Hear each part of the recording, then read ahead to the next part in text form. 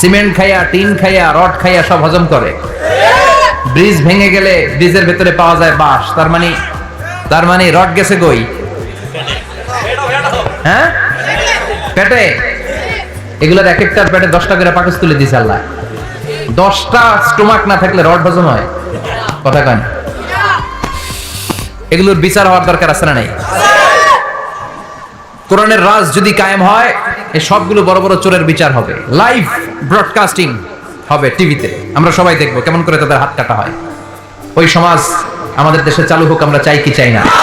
তাহলে সোজা সাপটা হিসাব, এই 4টা জিনিসের বিরুদ্ধে কেউ অবস্থান নিলে তাদের বিরুদ্ধে আমাদের অবস্থান, জোরে কোন ঠিক কিনা? আর এই 4টা জিনিসের পক্ষে যারা কথা বলবে তাদের জন্য আমাদের অন্তরে দোয়া আছে না নাই?